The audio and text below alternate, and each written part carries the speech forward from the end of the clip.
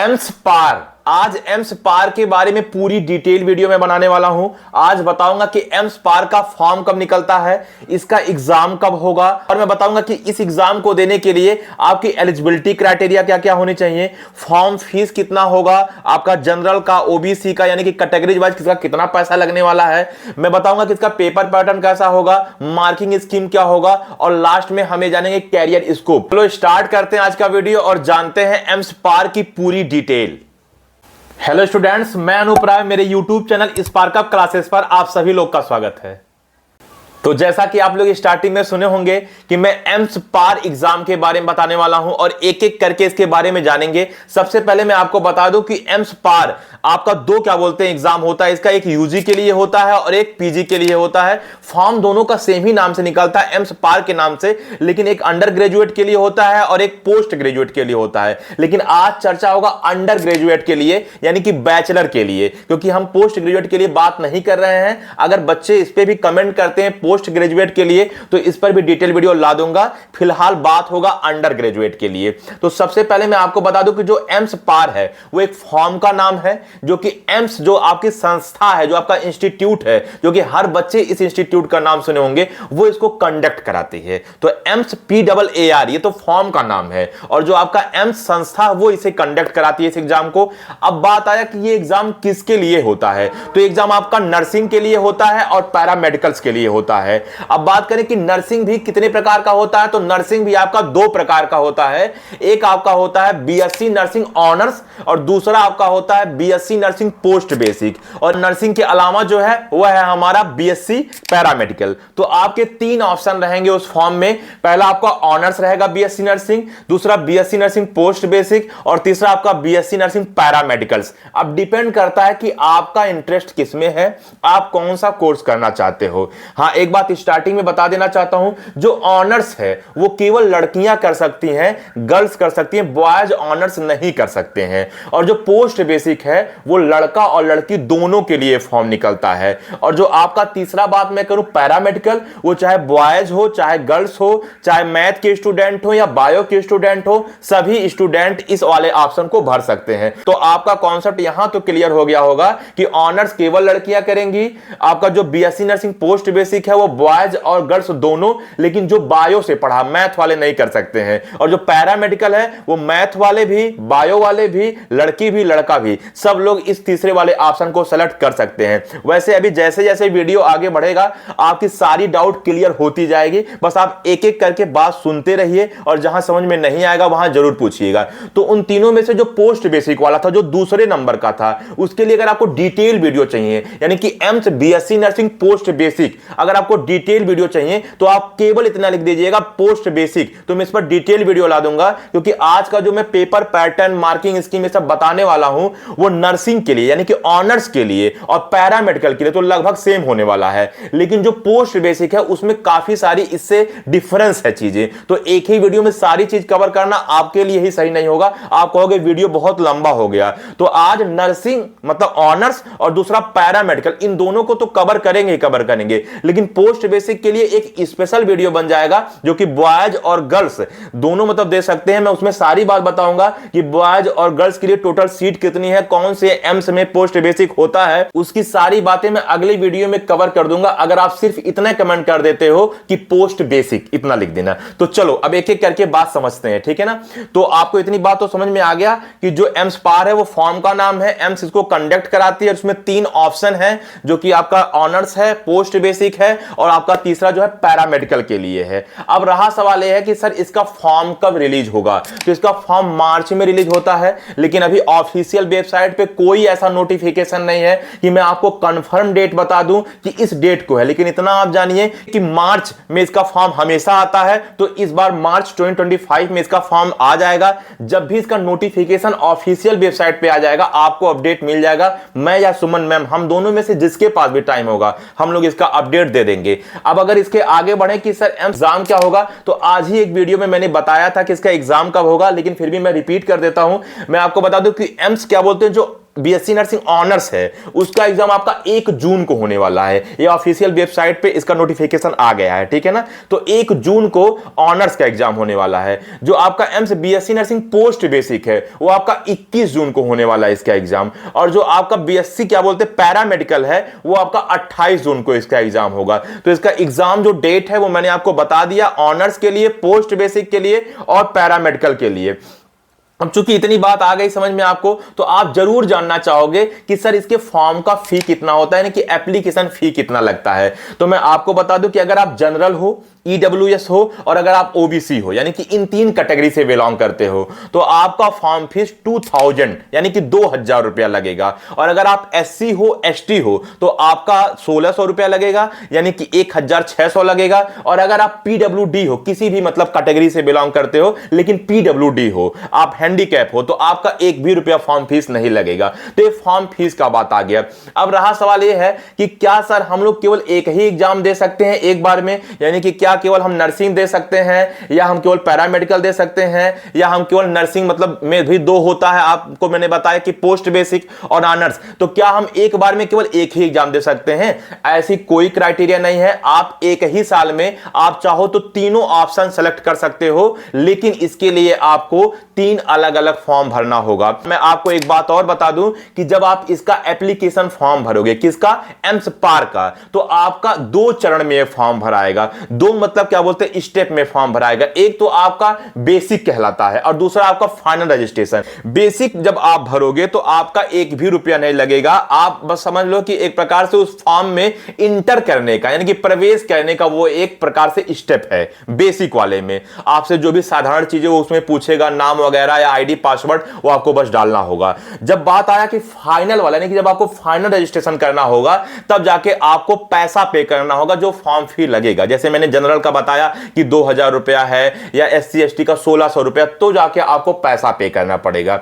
अब अगर मान लीजिए आपकी इच्छा ऐसी है कि मैं मतलब नर्सिंग भी करना चाहता हूं और पैरामेडिकल भी, दोनों का एग्जाम देना चाहता हूं और दोनों में से अगर जो भी मेरा निकल गया उस साल में एडमिशन ले लूंगा, तो आपको 2 बार वो पैसा पे करना होगा, 2 बार वो फाइनल रजिस्ट्रेशन वाला फॉर्म भरना होगा। एक बार नर्सिंग के लिए भरना होगा, एक बार पैरामेडिकल के लिए भरना होगा। और मान लो आप लड़की हो, गर्ल्स हो और आपकी इच्छा की कि मैं मतलब ऑनर्स वाला भी एग्जाम देना चाहती हूं, क्योंकि लड़कियां केवल ऑनर्स दे सकती हैं, और हम पोस्ट बेसिक भी दे सकती हूं क्योंकि पोस्ट बेसिक बॉयज और गर्ल्स दोनों दे सकते हैं, और मैं पैरामेडिकल भी देना चाहती हूं। तीनों मतलब एक ही साल देना चाहती हूं और इन तीनों में से कोई भी अगर मैं निकल गई तो मतलब निकल गई के मतलब मैं क्वालिफाई हो गया, उतना नंबर ला दी, तो काउंसलिंग के बाद उस साल मैं वो कोर्स करना चालू कर दूंगी। अगर आपका इच्छा तीनों भरना है तो कोई बात नहीं, आप स्वतंत्र हो भरने के लिए, लेकिन आपको 3 बार पैसा देना होगा। जैसे एग्जांपल के तौर पे अगर आप जनरल हो और तीनों ऑप्शन सेलेक्ट करते हो फाइनल रजिस्ट्रेशन में, तो आपको 2 तिहाई 6 यानी कि 6000 रुपया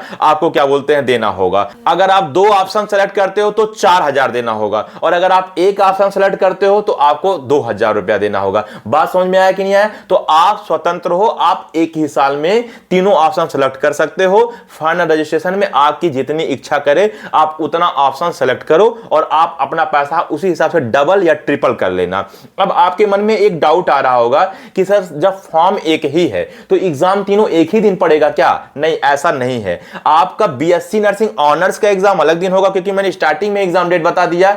आपका क्या बोलते हैं पोस्ट बेसिक अलग दिन होगा, और आपका क्या बोलते हैं जो वो पैरामेडिकल वाला वो अलग दिन होगा। और मैंने बताया कि ऑनर्स आपका 1 जून को है, पोस्ट बेसिक आपका 21 जून को है, और आपका जो पैरामेडिकल है वो 28 जून को है। तो अलग अलग डेट में एग्जाम होगा, तो उसकी टेंशन नहीं है। अब आप जानना चाहोगे कि सर जब हम फॉर्म भरेंगे तो इसका एग्जाम सेंटर कहां पे होगा? तो इसका एग्जाम सेंटर पूरे ऑल इंडिया में है, लेकिन आप जो ऑप्शन सेलेक्ट करोगे फॉर्म भरते समय उसी ऑप्शन में से आपको कोई एक मतलब क्या बोलते हैं एग्जाम सेंटर मिलेगा। जैसे मान लीजिए मैं लखनऊ का हूं, ठीक, लेकिन मैंने लखनऊ नहीं सेलेक्ट किया, मैंने अपने ऑप्शन में 4 ऑप्शन में दिल्ली रख दिया, गोरखपुर रख दिया, अहमदाबाद रख दिया और मान लीजिए हैदराबाद रख दिया, तो हमको लखनऊ नहीं मिलेगा। जो मैंने ऑप्शन सेलेक्ट किया है उसी ऑप्शन में से ही मिलेगा, मुझे लखनऊ नहीं मिलेगा। तो यह मत सोचना कि तुम जहां रहते हो तुम्हें वहीं का एम्स मिलेगा, ऐसी कोई बात नहीं है। तुम जो ऑप्शन में रखोगे उसी ऑप्शन में से आपको एग्जाम सेंटर मिलेगा। हां, बात यह है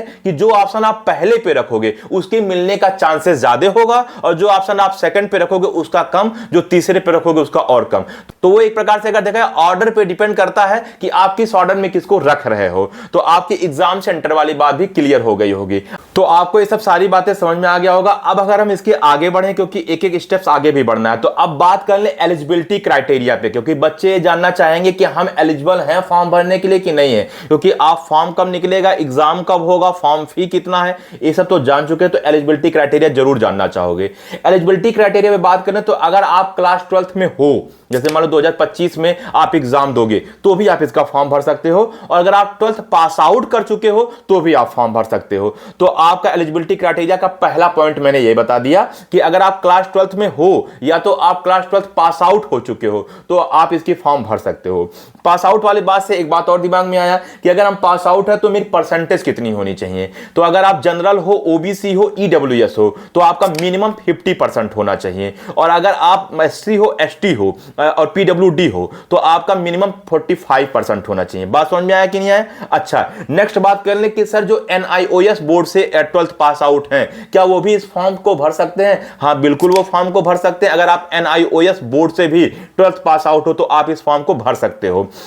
अगर बात करें कि सर अगर कंपार्टमेंट 12th में लगा हुआ है तो क्या हम फॉर्म भर सकते हैं, तो आप फॉर्म नहीं भर सकते हो तब तक जब तक आप उस कंपार्टमेंट को क्लियर नहीं कर लेते हो। अगला बात करें कि सर क्या इंडियन भर सकते हैं कि फॉरेनर भी भर सकते हो, तो इंडियन और फॉरेनर दोनों लोग इस फॉर्म को भर सकते हैं। अगर अगला पॉइंट बात कर लें कि सर क्या केवल इंग्लिश मीडियम वाले भर सकते हैं या हिंदी मीडियम वाले भर सकते हैं, तो हिंदी मीडियम के हो या इंग्लिश मीडियम के हो दोनों बच्चे इस फॉर्म को भर सकते हो। आप किसी भी मीडियम से पढ़ाई किए हो आप बिल्कुल इस फॉर्म को भर सकते हो। नेक्स्ट बात कर लें कि सर एज लिमिट कितना होना चाहिए, तो मिनिमम एज आपका 17 ईयर होना चाहिए, आपका 17 साल से कम नहीं होना चाहिए, और मैक्सिमम नो एज लिमिट यानी कि 17 साल से कम नहीं होना चाहिए। हां, यहां 17 साल वाले बात पे एक बात और क्लियर कर देता हूं कि अगर आप 2025 में आप ये फॉर्म भर रहे हो तो 2025 के 31 दिसंबर तक अगर आपका 17 साल पूरा हो जा रहा है तब भी कोई टेंशन नहीं है। बेशक आप फॉर्म मार्च में भरोगे, क्योंकि मैंने बताया कि फॉर्म आपका मार्च में आउट होगा लेकिन आपका एग्जाम जून का। लेकिन अगर आप 2025 के मतलब 31 दिसंबर तक भी 17 साल अगर आपका पूरा हो जा रहा है तो आप इस फॉर्म को भर लीजिए। आप ये ना सोचिएगा कि अगर आप फॉर्म भरने जा रहे हो और आप मान लीजिए 16 साल 8 महीने के हो तो आप ना भरो, आप बिल्कुल भर लीजिए। आपका 31 दिसंबर तक, कब, 2025 के, आपका 17 साल कंप्लीट हो जाना चाहिए। तो इतनी बातें जो मैंने आपको बता दिया वो एलिजिबिलिटी क्राइटेरिया से रिलेटेड था। अब अगर आगे बात करें तो पेपर पैटर्न का, तो मैं आपको स्टार्टिंग में बता दिया कि इसमें 3 ऑप्शन है। एक आपका कौन सा है, ऑनर्स, बीएससी नर्सिंग ऑनर्स, एक बीएससी नर्सिंग पोस्ट बेसिक, और आपका एक बीएससी पैरामेडिकल। तो पोस्ट बेसिक की तो बात हम नहीं करेंगे क्योंकि मैंने आपको स्टार्टिंग में बताया कि आप कमेंट करिएगा। आज हम बात करने वाले हैं कौन कौन सा, बताओ, बीएससी नर्सिंग ऑनर्स और बीएससी पैरामेडिकल का। तो पहले हम बीएससी नर्सिंग ऑनर्स की बात कर लेंगे कि इसका मतलब पेपर पैटर्न क्या होगा, मार्किंग स्कीम क्या होगा। तो सबसे पहले मैं आपको एक बात बता दूं कि इसके पेपर में आपके टोटल 4 सेक्शन होंगे, जिसमें से आपका क्या बोलते हैं फिजिक्स आएगा, केमिस्ट्री आएगा, बायोलॉजी आएगा और जीके आएगा, जनरल नॉलेज आएगा। 4 सेक्शन में पेपर बटा होगा, ठीक है ना। हाँ, मैथ वाले बच्चे ऑनर्स नहीं दे सकते हैं, और जो बच्चे मतलब क्या बोलते हैं बॉयज की बात अगर मैं करूं तो वो भी लोग नहीं दे सकते हैं। ऑनर्स केवल लड़कियां फॉर्म भर सकती हैं। तो एक बात आप क्लियर जान लीजिए कि अगर बॉयज ये सोच रहे हैं कि हम फॉर्म भर दें इसका, तो वो लोग नहीं भर सकते हैं। मैथ वाले बच्चे और बॉयज इसका फॉर्म नहीं भर सकते। और अगर लड़कियां देख रही हैं वीडियोज तो आप जानिए अगर आप बायो से हो तो आप भर सकती हो। तो 4 सेक्शन, फिजिक्स, केमिस्ट्री, बायो और जीके, ठीक है ना। तो अब बात बता दो क्वेश्चन कितने आएंगे। 30 क्वेश्चन आपका फिजिक्स का आएगा, 30 क्वेश्चन केमिस्ट्री का, 30 क्वेश्चन बायोलॉजी का और 10 क्वेश्चन आपका जनरल नॉलेज का आएगा। यानी कि टोटल आपके 100 क्वेश्चन आएंगे, और एक क्वेश्चन 1 नंबर का होगा। तो अगर एक क्वेश्चन 1 नंबर का होगा तो 100 क्वेश्चन आपके 100 नंबर के हो गए, यानी कि 100 क्वेश्चन 100 नंबर का।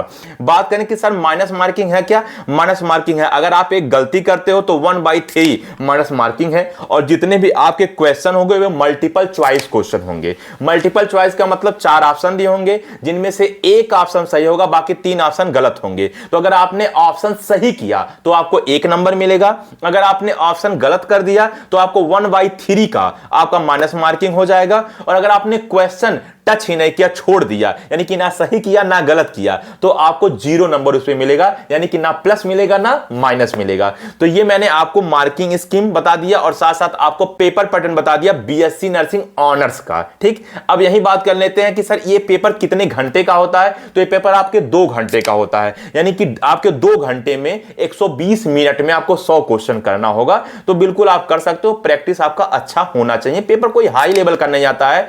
अगर आप नीट का पूरा सिलेबस पढ़े हुए हो, जो कि सुमन मैम का एक वीडियो दिख रहा होगा आपको यहाँ पे नीट सिलेबस का, अगर आप ये वाली पूरी वीडियो देख लीजिए, अगर आप ये सिलेबस पूरा जान लेते हो, इसको अच्छे से पढ़ाई कर लेते हो, तो आप ये जान लीजिए कि एम्स जो पार का फॉर्म आता है, आपका नर्सिंग का पेपर अच्छे से बन जाएगा।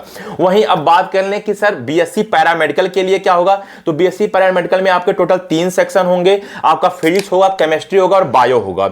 और जो बच्चे मैथ से हैं वो भी पैरामेडिकल वाला फॉर्म भर सकते हैं, क्योंकि पैरामेडिकल के 3 ऐसे कोर्स हैं जो मैथ वाले भी कर सकते हैं। एक आपका है ऑप्टोमेट्री, दूसरा आपका है रेडियोग्राफी, तीसरा आपका है रेडियोथेरेपी।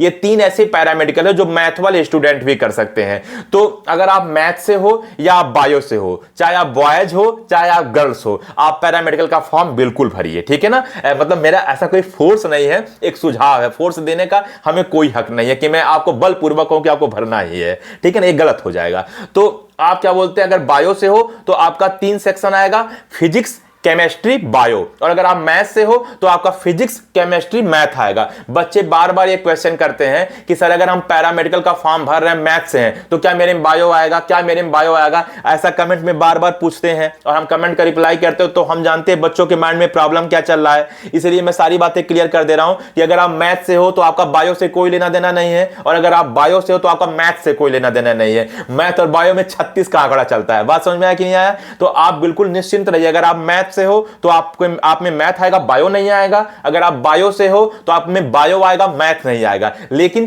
तीनों के 3 मतलब क्या बोलते 3 सेक्शन होंगे, physics, chemistry, bio, physics, chemistry, math. अलग अलग पेपर मतलब क्या बोलते हैं उनका आएगा, और किसी में जो बायो के होंगे वो बायो का आएगा, जो मैथ के होंगे वो मैथ का आएगा। अब बात है कि सर क्वेश्चन कितने होंगे। तो 30 क्वेश्चन तीनों सेक्शन में से होंगे, यानी कि 30 फिजिक्स के, 30 केमिस्ट्री के और 30 बायो के। वहीं मैथ की बात कर लें तो मैथ वाले 30 क्वेश्चन मैथ का समझ लेंगे, यानी कि 90 क्वेश्चन टोटल आने वाला है बीएससी पैरामेडिकल के लिए, ठीक है ना। 90 क्वेश्चन आने वाला है। अब आप पूछना चाहोगे सर समय कितना होगा। तो इसमें टोटल 1.5 घंटे का समय होता है, यानी कि 90 मिनट का समय होता है, और एक क्वेश्चन 1 नंबर का होता है, और इसमें भी माइनस मार्किंग 1/3 होता है। तो यानी कि सारी बातें लगभग उसी टाइप का था, बस उसमें 100 क्वेश्चन था 120 मिनट में, ये 90 क्वेश्चन है आपका 90 मिनट में, और माइनस मार्किंग 1/3, और एक क्वेश्चन सही करते हो तो 1 नंबर। और ये भी सारे क्वेश्चन आपके मल्टीपल चॉइस क्वेश्चन होंगे, यानी कि एमसीक्यू टाइप के क्वेश्चन होंगे। बात समझ में आ रहा है कि नहीं आ रहा। अच्छा, अब आगे बात कर लें कि सर जो पेपर होगा वो ऑफलाइन होगा या ऑनलाइन होगा। तो पेपर आपका ऑनलाइन होगा, यानी कि सीबीटी मोड पर होगा, कंप्यूटर बेस्ड टेस्ट होगा।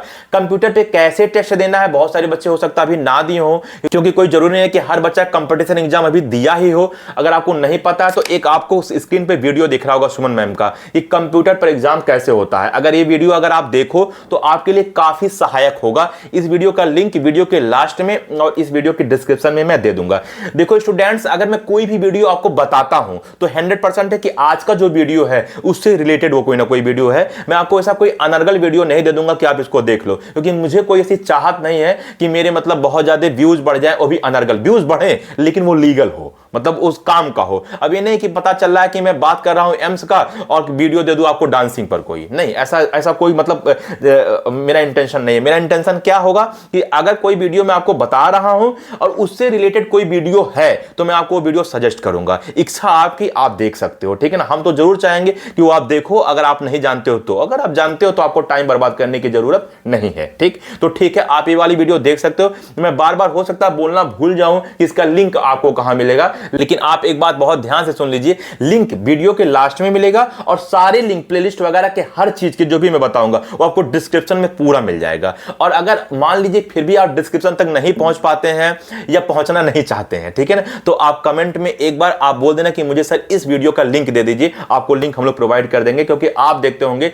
लगभग 90% कमेंट का रिप्लाई हो जाता है, हम लोग करते हैं। हम दो ही लोग हैं लेकिन मिलकर पूरा काम संभालने का प्रयास करते हैं। देखो बोलते बोलते पसीना छूट गया है लेकिन इंटेंशन अभी भी है वही वीडियो बनाने की। खैर आगे बढ़ते हैं। तो आपको यह बात समझ में आ गया होगा कि मार्किंग स्कीम और पेपर पैटर्न क्या है। तो मार्किंग स्कीम मैंने आपको ऑनर्स के लिए भी बता दिया और मार्किंग स्कीम और पेपर पैटर्न मैंने आपको बीएससी पैरामेडिकल के लिए बता दिया। और बीएससी पोस्ट बेसिक के लिए तो आपको कमेंट करना ही है, बार बार मैं आपको याद दिला दे रहा हूं। इसके आगे चले तो सिलेबस की बात कर लें। तो सिलेबस अभी बातों बातों में मैंने बताया था कि आपको 11th और 12th, ध्यान से सुन लीजिए, 11th और 12th को आपको पूरी पढ़ाई कर लेनी है न्यू एनसीईआरटी से। और अगर नीट वाला जो फिर से मैंने आपको सजेस्ट कर दिया, ये वाली अगर वीडियो देख लो मैम की, तो आपकी पूरी चीजें क्लियर हो जाएगी, ठीक है ना। तो आप ये वाली वीडियो देख लीजिए। आपका जो नीट का पूरा सिलेबस है वही पैरामेडिकल का सिलेबस है, तो आप ये वाली वीडियो देख सकते हो। वहीं अगर आगे बात कर लें कि सर पेपर का लेवल क्या होगा, तो पेपर लेवल आपका मतलब मान लीजिए इजी से मीडियम लेवल तक होगा, बहुत टफ नहीं होगा।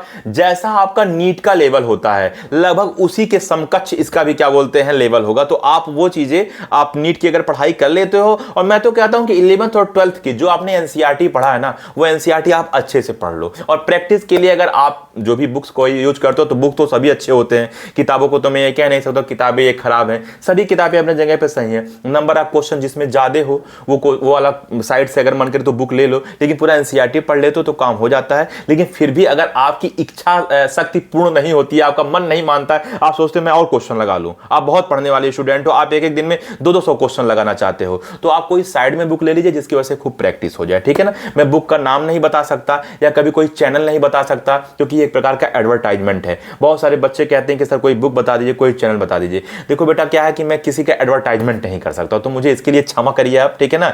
बट आप अपने अनुसार कोई भी किताब देख लीजिएगा या यूट्यूब वगैरह पे सर्च कर लीजिएगा। आपका जीवन बस उज्जवल हो, आप आगे बढ़े, हमारी यही कामना है। लेकिन जहां हम असमर्थ है वहां आपसे क्षमा मांग लेंगे। खैर आगे बढ़ता हूं कि अगर इसकी लास्ट में बच्चा चाहेगा कि सर अगर एम्स पार हम क्या बोलते फॉर्म भरते हैं और भरने के बाद मान लीजिए क्वालिफाई हो गए और काउंसलिंग कराने के बाद मान लीजिए हमको कोर्स मिल गया, मैंने पढ़ाई कर लिया, तो क्या इसके लाभ हैं, क्या बेनिफिट है, क्या इसका कैरियर स्कोप है। तो पहले बेनिफिट तो यह है कि एम्स जैसे संस्था से आप कोई कोर्स करने जा रहे हो, सबसे पहला बेनिफिट यही है, नाम का बेनिफिट है। क्योंकि मेडिकल लाइन में अगर आप इंडिया में हो तो एम्स नाम ही काफी है। अगर आप केवल एम्स कहीं भी मेडिकल लाइन में अगर आप नाम बोल दीजिए तो कौन ऐसा है जो एम्स का नाम नहीं सुना है। अगर एम्स का नाम नहीं सुना है तो 100% है कि वो मेडिकल लाइन का भक्त नहीं है, ठीक है ना। तो अगर मेडिकल लाइन का चाहे छोटा सा भी भक्त होगा वो एम्स का नाम तो सुना होगा। तो पहली बात, एम्स जैसी संस्था से आप कोई कोर्स करने जा रहे हो, चाहे वो नर्सिंग हो चाहे वो पैरामेडिकल हो, पहली बेनिफिट। दूसरी बेनिफिट ये है कि आप एम्स जैसी संस्था से जैसे ही आप कोई कोर्स कर लेते हो तो अगर कोई वैकेंसी निकलती है तो उसमें क्या बोलते हैं आपके मतलब नौकरी मिलने के चांसेस ज्यादा होते हैं, खासकर उन स्टूडेंट से जो प्राइवेट वगैरह से नर्सिंग वगैरह किए हैं, क्योंकि मैंने बताया ना कि वो एक संस्था का जो एक दबदबा है वो चीजें। अब बात करें कि सर इसके लिए वैकेंसी क्या होगा। अगर नर्सिंग आप कर रहे हो तो इसके लिए नॉर्सेट का वैकेंसी निकलता है, जो कि सुमन मैम ने पूरा डिटेल इस वीडियो में बताया है, तो आप ये नॉर्सेट वाली पूरी वीडियो देख सकते हो, ठीक है ना। कब ये होता है, आपका नर्सिंग करने के बाद आप नॉर्सेट वाला क्या बोलते हैं फॉर्म जो वैकेंसी है वो आप भर पाओगे। और इसमें क्या होता है कि आप नर्सिंग ऑफिसर बनते हो और आपका स्टार्टिंग सैलरी 80,000 से 1 लाख रुपए तक होगा। खैर पूरी अगर मतलब जानकारी लेना है तो ये वाली वीडियो जो बगल में दिख रहा है उसको देखो, क्योंकि मैं आपको एक बार मतलब समरी तो बता दिया, लेकिन इसमें मैंने पूरा डिटेल में बात किया कि नॉर्सेट क्या है, तो आप ये वाली वीडियो देख लीजिए, ठीक है ना। वहीं अगर बात करें कि अगर आप बीएससी पैरामेडिकल करते हो एम्स से, तो आपके लिए कौन सा वैकेंसी निकलेगा, तो एम्स CRE करके एक क्या बोलते हैं वैकेंसी आता है, जिसमें अलग अलग पोस्टेज के लिए अलग अलग क्या बोलते हैं सीट्स आती है, वैकेंसी आती है। जैसे मतलब क्या बोलते हैं, आप में जानते हो कि पैरामेडिकल में बहुत सारे कोर्सेज हैं, आपका BMLT भी है, ठीक है, यानी कि लैब टेक्नीशियन का भी है, रेडियोलॉजी का भी होगा, ठीक है ना। तो ये सब सारी चीजें मतलब पैरामेडिकल से रिलेटेड है। तो हर एक कोर्स के लिए वैकेंसी हर साल निकलता है, और कभी कभी ऐसा भी हो जाता है कि एक आध साल किसी एक कोर्स पे ना भी निकले, ऐसा भी हो सकता है, ठीक है ना। तो वो सारे कोर्स के लिए जो एक वैकेंसी का नाम है वो है एम्स CRE, आपको स्क्रीन पे वीडियो दिख रहा होगा। तो ये वीडियो मैंने बताया है, ये वाला आप जैसे ही आप पैरामेडिकल का कोर्स कंप्लीट कर लोगे, आप ये वाली जब वैकेंसी निकलेगा तो आप इसका फॉर्म भरोगे। फॉर्म भरने के बाद मैंने इसमें सारी डिटेल बताई है, उसके बाद आपका तुरंत नौकरी लग जाएगा। और इसमें भी मैंने बताया कि आप कितना पैसा कमा सकते हो। और प्राइवेट की क्या बात करें, चाहे आप नर्सिंग कर रहे हो चाहे आप पैरामेडिकल से कर रहे हो, अगर आप अपना प्राइवेट खोलना चाहते हो और मैं कह दूं प्राइवेट में आप केवल इतना ही कमा सकते हो, तो वो तो कहना सही नहीं होगा, क्योंकि प्राइवेट तो अनलिमिटेड है। आप चाहो तो 20,000 और 15,000 तक भी रह सकते हो, और चाहो तो आप लाखों रुपये भी कमा सकते हो। मैं बात सिर्फ गवर्नमेंट की करूंगा, गवर्नमेंट नॉर्सेट की बात करूंगा और गवर्नमेंटेड में एमसीआरई की बात करूंगा। तो ये दोनों वीडियो देख सकते हो, नॉर्सेट नर्सिंग के लिए और सीआरई वाला किसके लिए, पैरामेडिकल के। तो आप ये दोनों वीडियो देखिए, आपको ऑटोमेटिक इसकी जो कैरियर स्कोप है और इसका जो लाभ है कि इसको करने में क्या लाभ है आपको पता चल जाएगा। तो स्टूडेंट्स, उम्मीद करता हूं कि आपको पूरी वीडियो समझ में आ गया होगा। तो आप जरूर मतलब कमेंट में लिख दीजिएगा, एक बार बस आप लिख दीजिएगा कि पोस्ट बेसिक, समझ जाऊंगा कि बच्चा कह क्या रहा है, ठीक है ना। तो पोस्ट बेसिक आप लिख दीजिएगा, आपको इस पर पूरा डिटेल वीडियो में ला दूंगा। और आज मैं नर्सिंग ऑनर्स और नर्सिंग पैरामेडिकल का तो वीडियो में आपको पूरा जिक्र कर ही दिया, पेपर पैटर्न, मार्किंग स्कीम, हर चीजें। तो मैंने जितनी भी चीजें मेरे माइंड में थी वो सारी चीजें मैंने कवर कर दिया। बट मनुष्य हूं, भूलने की प्रवृत्ति हमारे भी है, कुछ माइंड से अगर कट गया हो तो माफ करना, लेकिन अगर आपके दिमाग में कोई माइंड में क्वेश्चन आया हो तो सवाल जरूर करना। तो आप क्वेश्चन जरूर पूछिएगा कि सर ये क्या है, वो क्या है, ऐसा क्या क्यों हुआ, वैसा क्यों हुआ। आप तर्क वितर्क करने के लिए पूरी तरह स्वतंत्र हो और मैं उसका उत्तर देने का पूरा प्रयास करूंगा। तो आप बिल्कुल कमेंट करिएगा, ठीक है ना। तो इस वीडियो में मैंने पूरी चीजें कवर कर दिया कि फॉर्म कब निकलेगा, इसका एग्जाम कब होगा, इसका फी कितना लगेगा, इसकी एलिजिबिलिटी क्राइटेरिया क्या है, मार्किंग स्कीम क्या है, पेपर पैटर्न क्या है, और मैंने कैरियर स्कोप और जो इसमें लाभ करने का है वो मैंने वो दोनों वीडियो नॉर्सेट वाला और सीआरई वाला बता दिया था। आप इच्छा करें तो जरूर देख लीजिएगा। तो इस वीडियो में इतना ही, अगले वीडियो के लिए मैं तैयार हूं बनाने के लिए, बस आपको कमेंट करना है। तो ठीक है स्टूडेंट, मिलता हूं अगली वीडियो में।